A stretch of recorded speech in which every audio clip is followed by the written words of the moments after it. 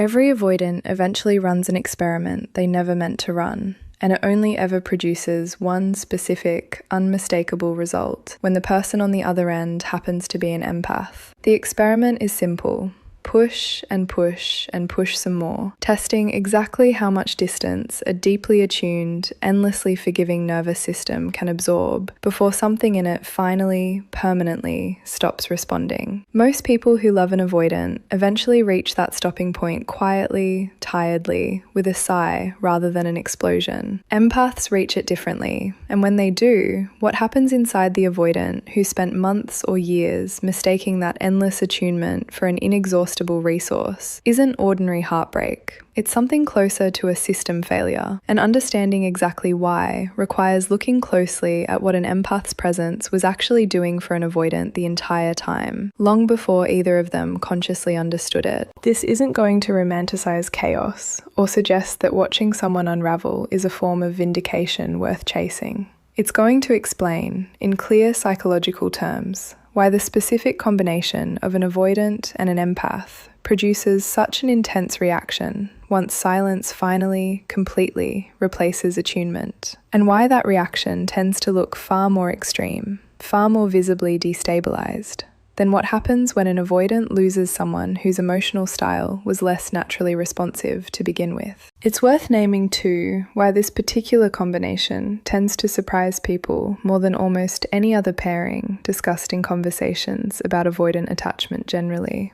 Most explanations of avoidant behavior focus on the avoidant themselves, their fears, their history, their internal defenses. Far less attention tends to go toward examining what a specific partner's own relational style contributes to the overall dynamic, and how dramatically that contribution shapes what eventually happens once the relationship ends. An empath's attunement isn't a passive backdrop to an avoidant's behavior. It's an active, significant force shaping how deeply the avoidant comes to depend on the relationship, and consequently, how severely that dependence surfaces once the relationship's usual rhythm disappears entirely. Anyone listening who recognizes themselves as the empath in this dynamic, who has spent a long time being the one who noticed everything, absorbed everything, softened everything, and who eventually, exhausted, went quiet, deserves to understand exactly what that silence did on the other side. Not as a reward for good behavior, and not as proof that withdrawing love was some clever strategy, simply as an accurate account of what happens when a very specific kind of emotional labor, offered consistently and without much acknowledgement, suddenly disappears entirely. To understand why this particular combination produces such intensity, it helps to define, clearly, what actually distinguishes an empath from other kinds of partners in this context.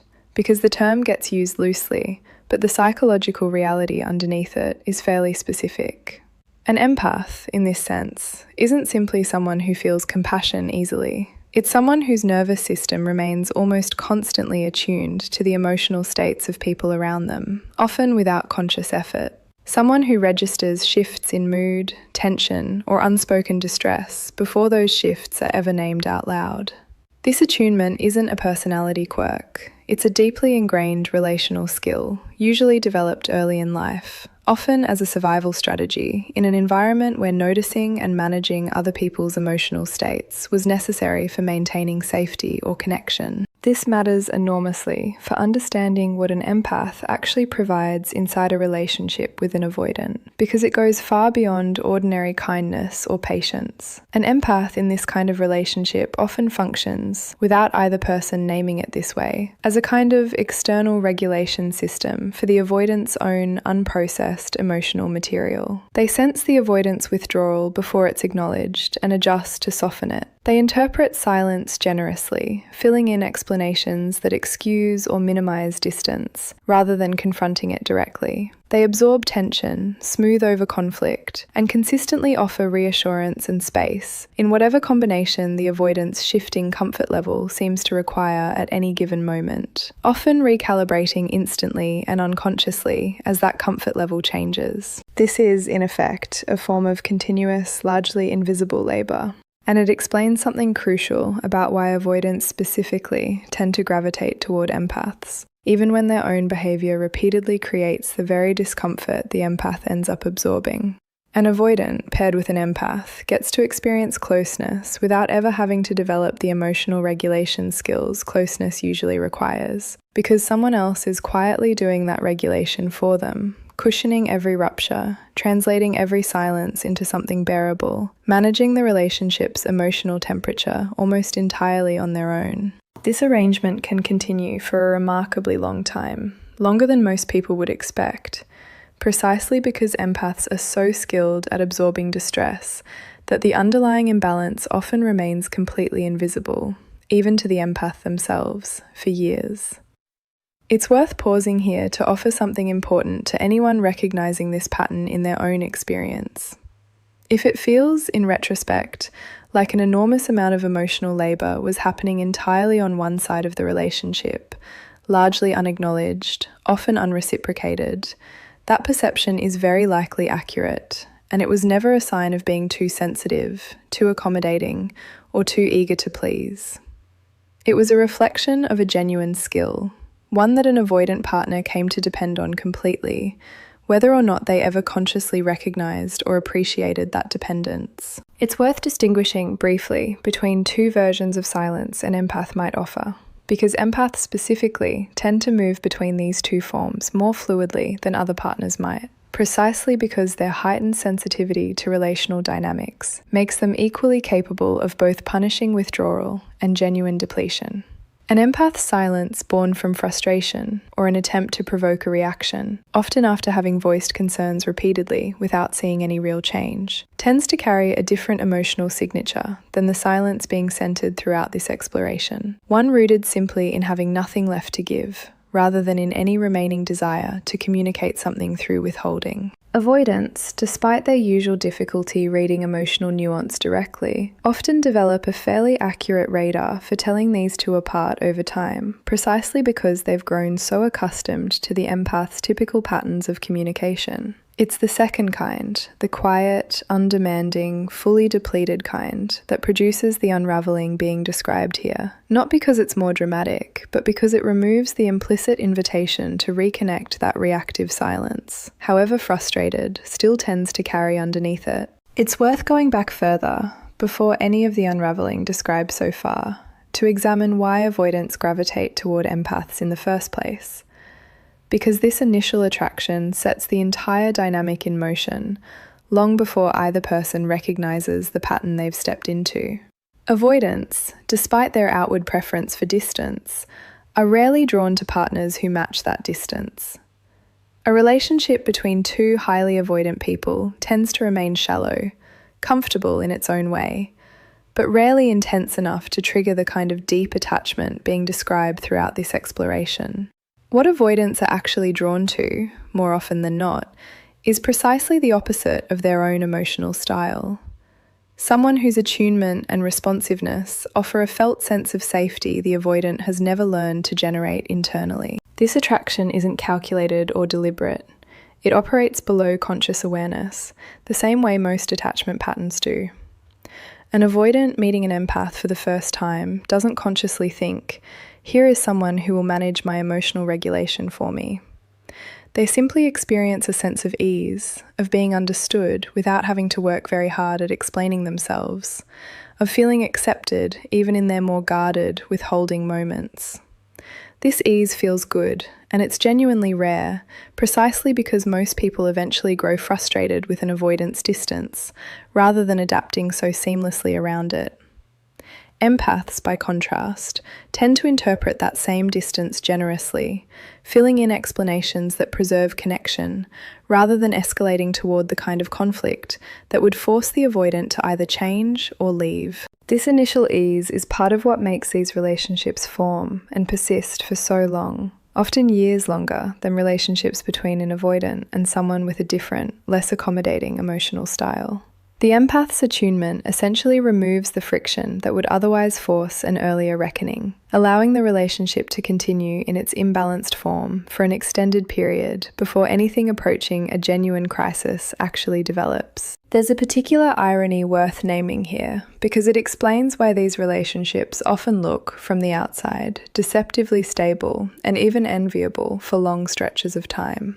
Precisely because the empath is so skilled at managing tension and absorbing distress, conflict in these relationships often looks minimal, arguments infrequent, disruptions handled smoothly and quickly.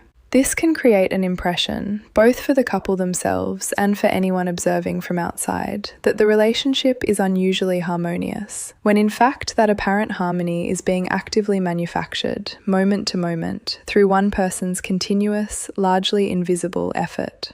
The absence of visible conflict in this specific context is not reliable evidence of genuine relational health. It's often simply evidence of how skilled the empath has become at preventing conflict from ever fully surfacing. Now consider what happens when this arrangement suddenly, completely stops. Not through a temporary rupture that will eventually be smoothed over, the way every previous rupture was smoothed over, but through a genuine, sustained withdrawal of the empath's usual attunement. A silence that isn't performed or strategic, but simply the natural result of exhaustion finally outweighing whatever hope or obligation used to fuel the labour being described. This is where the avoidance experience diverges sharply from what happens when they lose someone whose emotional style was less continuously regulating to begin with. For an avoidant who loses a partner without this particular kind of attunement, the loss, while still significant, tends to unfold along more familiar lines: distance, some discomfort, an eventual gradual process of adjustment. But for an avoidant who loses an empath, the loss functions less like losing a partner and more like losing an entire external nervous system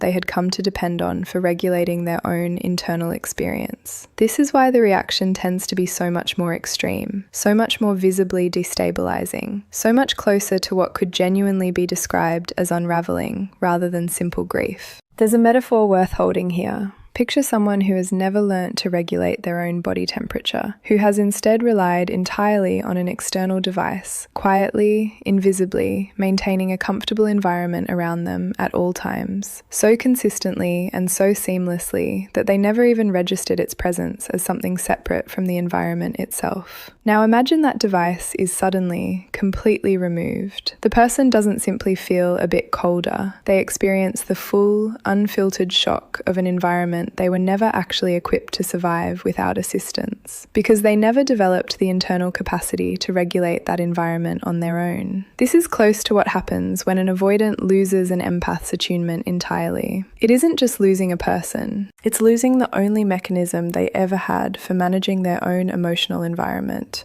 one they never built any internal alternative to, because the external one always worked so well.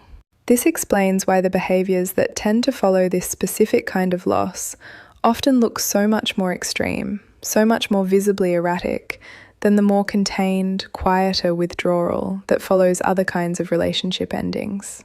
Without the empath's attunement available to interpret their moods, translate their silences, and cushion their withdrawals, an avoidant is left facing the full, unmediated intensity of their own unprocessed emotional material for what is very often the first time in their adult life, and they have almost no internal infrastructure built for handling it. One of the earliest and most visible manifestations of this involves a kind of desperate, often uncharacteristic, reaching that can look, to anyone watching, like a complete personality shift.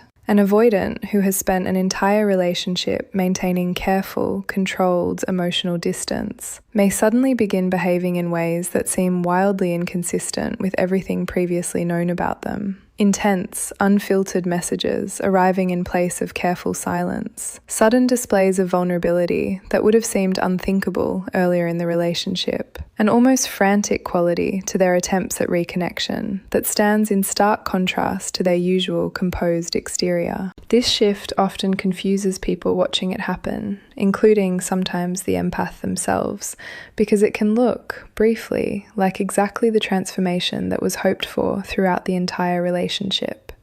The emotional availability, the vulnerability, the depth of feeling that seemed so consistently withheld before. It's important to understand what's actually happening underneath this apparent transformation, because mistaking it for genuine change tends to produce enormous additional pain down the line.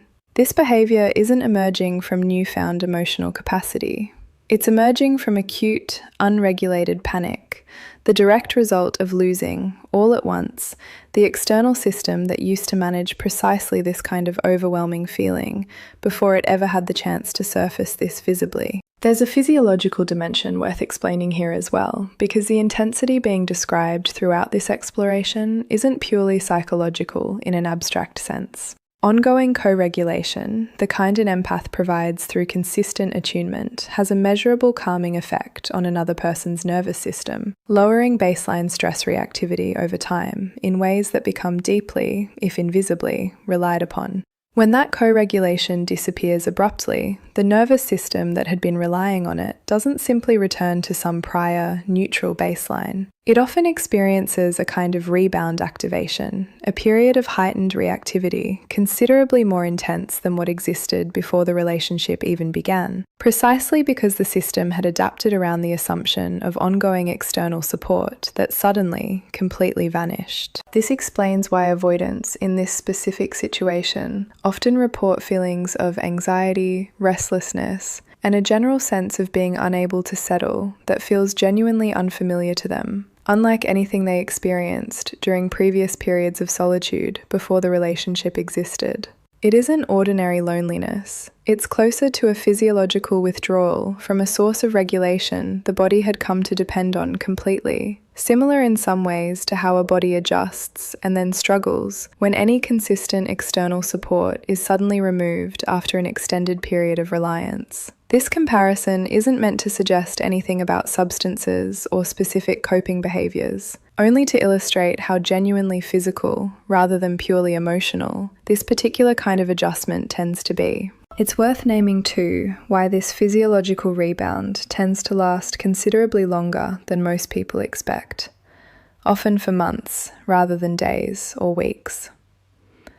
Nervous systems require repeated, consistent experience to establish new patterns, and an avoidant facing this kind of loss is essentially being asked to build, from scratch, an internal regulation capacity they've never needed to develop before, all while managing the sudden absence of the mechanism that used to make that development entirely unnecessary.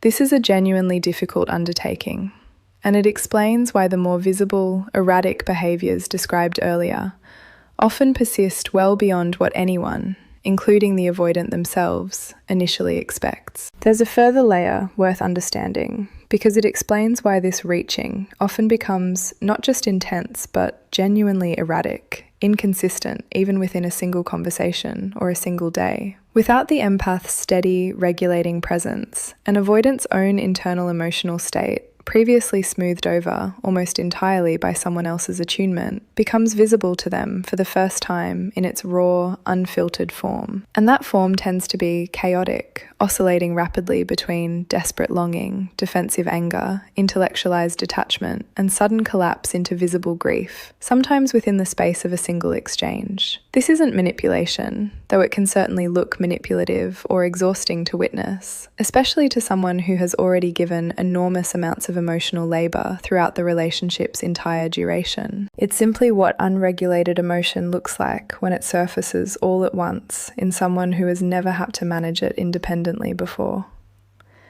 It's worth naming clearly here something that deserves real emphasis for anyone listening who might be tempted, upon witnessing this kind of erratic reaching, to step back into the role of emotional regulator one final time, to help smooth this over the way every previous rupture was smoothed over throughout the relationship's history. This particular moment, however painful and however sincere it may appear, is not a reasonable basis for re-entering the relationship. Erratic, panic-driven reaching is not the same as sustainable, regulated emotional presence. And stepping back in during this specific window tends to simply restart the exact same cycle that led to this point in the first place. One person's attunement absorbing another person's unprocessed chaos indefinitely, without either person ever developing anything more sustainable. It helps to name some of the more specific behaviours that tend to emerge during this unravelling, not as a checklist to search for evidence within, but as a way of making the earlier, more abstract description of erratic behaviour concrete enough to actually recognise if it appears. One common pattern involves a sudden, uncharacteristic preoccupation with the empath's life continuing without them. An unconscious need to confirm that the empath hasn't simply replaced the entire dynamic seamlessly with someone else. This preoccupation often surprises the avoidant themselves because it contradicts their usual self-image as someone who doesn't fixate on other people's lives. And its appearance tends to be one of the clearer signs that the loss has genuinely destabilized their usual equilibrium. Another common pattern involves a kind of compulsive rumination, replaying specific conversations or moments from the relationship over and over, searching for some alternate interpretation, some different response that might have changed the outcome, some sign they missed that, if caught in time, could have prevented the silence from ever becoming permanent. This rumination rarely produces anything productive. It functions more as a way of avoiding the present reality by staying mentally anchored in a past that can no longer be changed. A familiar avoidance strategy, simply redirected toward analysis rather than distance. A further pattern, somewhat less commonly acknowledged, involves a kind of uncharacteristic jealousy or possessiveness that can emerge even in the complete absence of any indication that the empath has moved on to someone new. This isn't really about the empath specifically pursuing someone else. It's about the avoidant's own sudden, acute awareness of how replaceable they fear they might have become, projected outward as concern or anxiety about the empath's romantic future, even when no actual evidence supports that concern. This kind of anxious speculation, ironically, mirrors patterns the avoidant may have previously dismissed or grown impatient with when the empath expressed similar insecurities earlier in the relationship. A reversal that can be almost disorienting to witness for anyone who remembers how differently these same anxieties were once received. There's also often a marked shift in how the avoidant relates to their own daily functioning during this period. A noticeable decline in the kind of composed, capable presentation they typically maintain in other areas of life. Work performance can suffer. Ordinary responsibilities that were previously handled with ease can start to feel overwhelming or get neglected entirely. This decline tends to be genuinely uncharacteristic, a visible departure from the avoidant's usual baseline that people in other parts of their life, co-workers, friends, family members, may notice even without understanding its underlying cause, since the avoidant themselves is unlikely to explain it honestly to anyone. It's worth naming too a pattern that often confuses people who witness it from a distance. A tendency for the avoidant to alternate rapidly between reaching out with visible desperation and then abruptly withdrawing again, sometimes within the same day or even the same conversation. This oscillation reflects the underlying conflict driving the entire unraveling, a genuine, acute longing for the attunement that's been lost, colliding directly with the deeply ingrained fear of vulnerability that created the original distance in the first place. Neither side of this conflict wins consistently during this period, which is precisely why the resulting behaviour looks so inconsistent and, to anyone watching, so genuinely confusing to interpret. As this initial wave of erratic reaching continues without producing the usual return to the old dynamic, something else tends to emerge, a kind of retrospective idealization that can become almost consuming for the avoidant experiencing it. Because the empath's attunement functions so seamlessly and so invisibly throughout the relationship, its absence tends to throw its actual value into sharp, sudden relief, often for the very first time.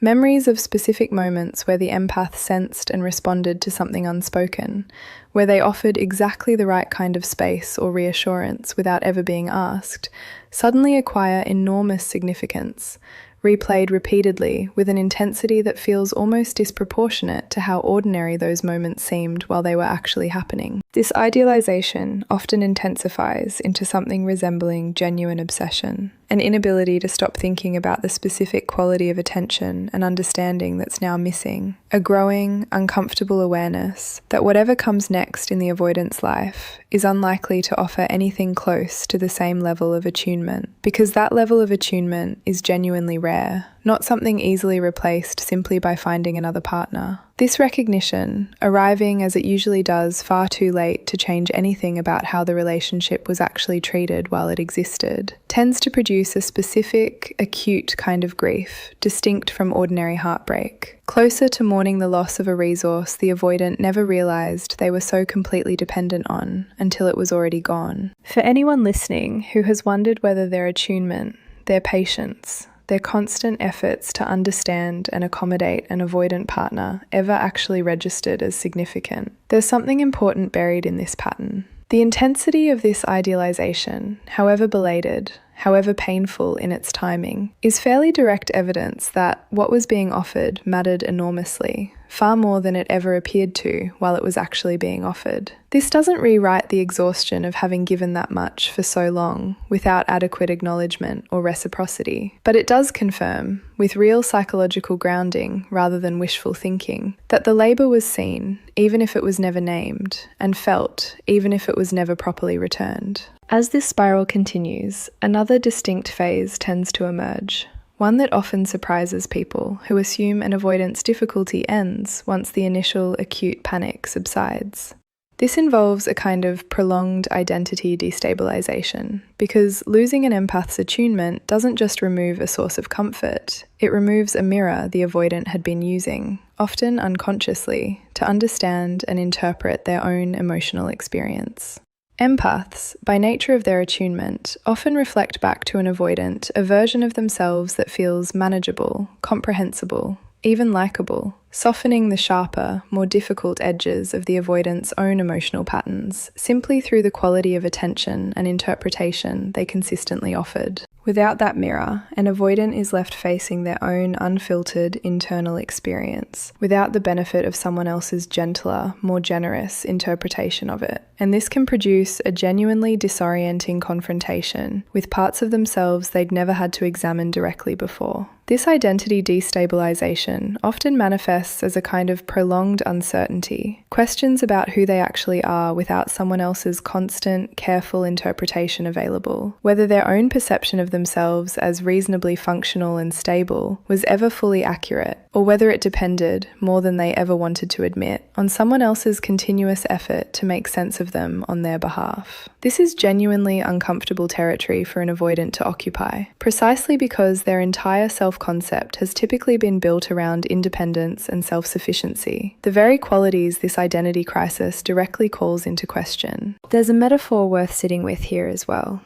Imagine someone who has spent years believing they were a naturally graceful dancer, only to discover, once their longtime dance partner suddenly stops attending every rehearsal, that much of what looked like grace was actually the result of their partner's constant, invisible compensation, adjusting timing, absorbing missteps, filling gaps the other dancer never consciously registered as gaps at all. Removed from that compensation, the remaining dancer doesn't simply continue performing at the same level alone. They're forced to confront how much of their perceived competence depended entirely on someone else's skill working quietly around their own limitations. This confrontation, uncomfortable as it clearly is, tends to be one of the more significant, if rarely acknowledged, features of what an avoidant experiences after losing an empath's sustained attunement. It's worth being honest about something important here, because it would be dishonest to suggest that this entire process reliably produces positive transformation.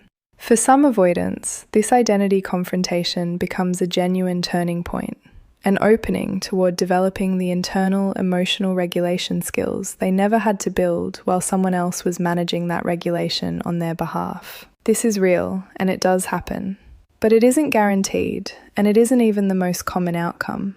For many avoidants, this confrontation simply produces prolonged distress without any accompanying growth, a painful, destabilizing period that eventually resolves not through genuine internal change, but through finding another source of external regulation, another partner willing, whether consciously or not, to take on a similar role, allowing the avoidant to avoid ever developing the internal capacity the crisis briefly threatened to force into existence. This is an important, if uncomfortable, truth for anyone listening who might be hoping that pushing an empath into silence functions as some kind of guaranteed catalyst for lasting change. It doesn't guarantee anything. It creates an opening, a genuine crisis point where change becomes more possible than it was while the old, comfortable arrangement remained intact. But whether an avoidant actually walks through that opening toward real growth, or simply searches for a replacement regulation system to avoid walking through it at all, depends on factors largely outside anyone else's control: prior history, current circumstances, and a kind of internal willingness that can't be predicted or guaranteed from the outside, regardless of how intense or convincing the initial crisis appears to be.